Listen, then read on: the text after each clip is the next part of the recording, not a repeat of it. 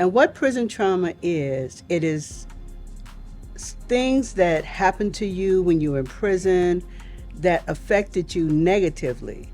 It could be a memory, you could have witnessed something.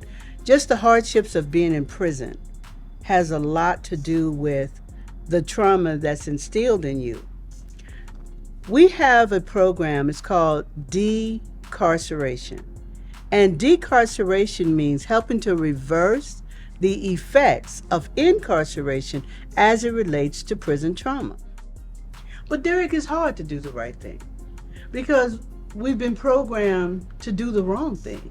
You know, in prison, even though we know what's right, but we get penalized for doing the right thing and we get rewarded for doing the wrong thing, the bad thing.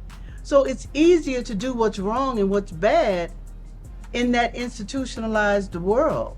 Then we come out here in society, there's mixed signals because even though we know what's right, but we've been programmed to do what's wrong. I wasn't feeling good. But now that my incarceration family pushed me, now I feel Nurtured you, you're right. loved on you, showed you we cared, supported you. So it was more like some medicine then. Right. I had to learn through decarceration that the whole world is institutionalized. Yes. We have To some extent. we have the army is an institution, the hospital is institutions, Police force. the schools, and a lot of us are not aware of being institutionalized. So when you can identify that you institutionalized, and you can see that you have to start fixing that within you.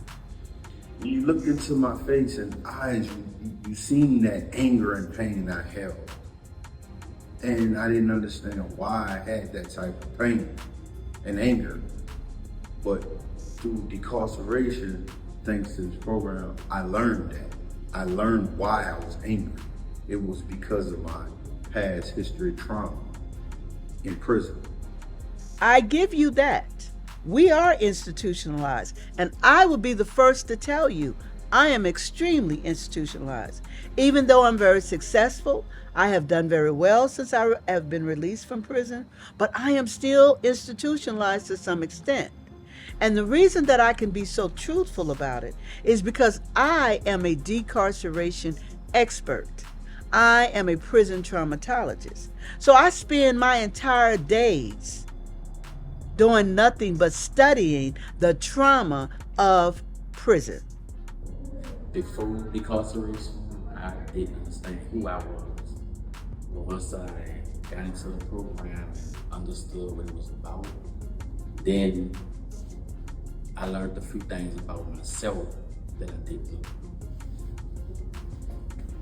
And I wore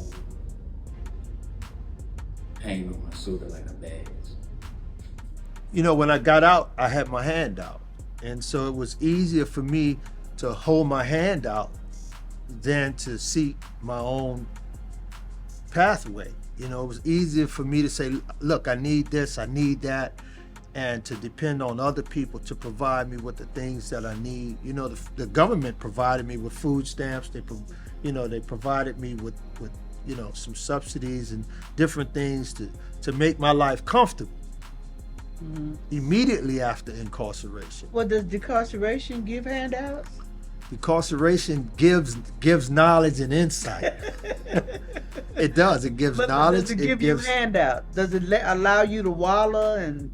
No, decarceration is about accountability and responsibility. In all human affairs, there are efforts and there are results. And the strength of effort is the measure of results. Chance is not. Powers, gift, material, intellectual, and spiritual possessions are the fruits of effort. They are thoughts completed, objects accomplished, and visions realized. Anthony doesn't have to live in the shadows of his own darkness. So just because we've been to prison and we were groomed in a state of darkness, decarceration is our light now. So Anthony can actually look in the mirror and know the man that he once was and still say to that same man, I am an honorable man. I am somebody. I love myself. And through decarceration, I learned to be the best version of myself. Yes, we are convicts, but that don't define us. We are bigger than our convictions. My peers don't even know how much they lifted me up and helped me, and I'm laughing more, I'm talking more, I feel good, I feel seen, and I feel heard.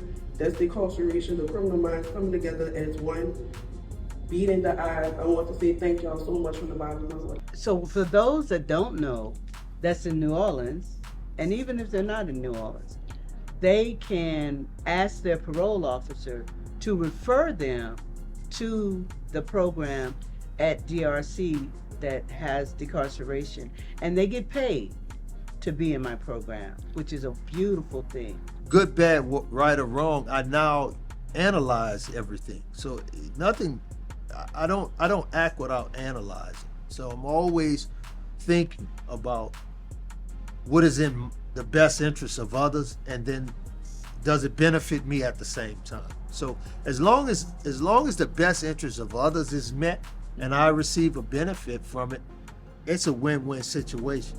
So when I talk about decarceration, I'm coming from a very deep place. And remember, decarceration means reversing the effects of incarceration as a result of prison trauma.